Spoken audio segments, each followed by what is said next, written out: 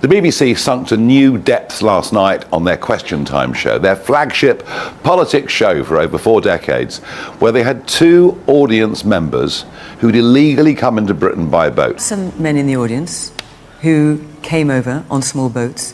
One of them admitted, he came from Afghanistan, admitted his asylum claim had been rejected in 6 other countries. In Turkey, and the second one in Macedonia, in Serbia. Nigel Farage erupted in fury last night as the BBC faced accusations of sinking to new depths on their long-running Question Time programme. The show, which has been a cornerstone of British political debate for over 40 years, suddenly found itself at the centre of a storm after 2 audience members revealed they had entered Britain illegally by crossing the channel in small. In Romania, Austria, and recently in Germany. These countries just reject me and they didn't accept me. Yet there he was on the BBC, another man who came by boat with an earpiece and an iPhone, reading out questions. It would give ordinary people one less court or weekend checks and the government power, risk on peace settlement in Northern Ireland. And suddenly he's a constitutional expert on the Northern Ireland settlement. Both of those individuals should not even be in the United Kingdom.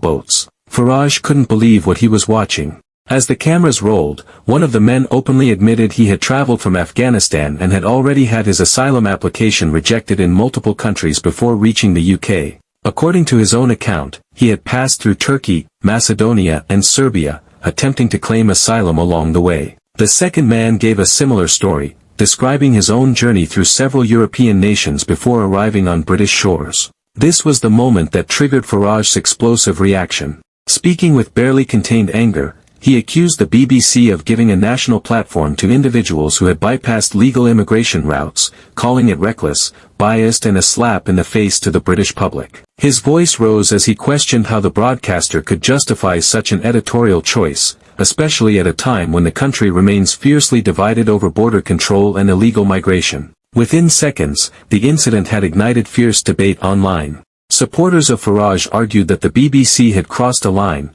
claiming the show was being used to push a narrative rather than host a balanced discussion. Critics, meanwhile, insisted the broadcaster was simply reflecting the reality of the migration crisis by giving those involved a chance to speak. But Farage supporters pushed back, calling the segment proof of systemic bias and accusing the BBC of abandoning impartiality. Political analysts weighed in quickly.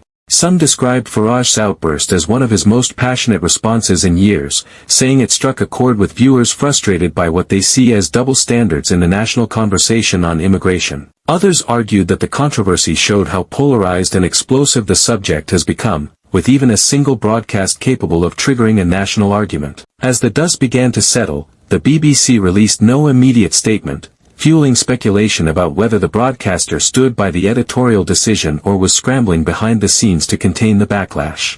Farage, meanwhile, continued to amplify his criticism, demanding accountability and accusing the show of undermining the principles of fairness and legality that he says should guide Britain's immigration system. Now the country is left asking the big question: was this a moment of genuine exposure of media bias, or simply another flashpoint in the ongoing war of words over migration?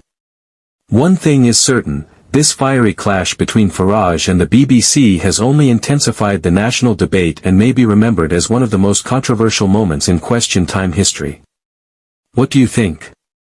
Was Farage right to call out the BBC, or was this just another heated political overreaction? Share your thoughts in the comments, hit like if you want more breakdowns of Britain's biggest political battles, and make sure you subscribe and turn on the notification bell. This story is far from over.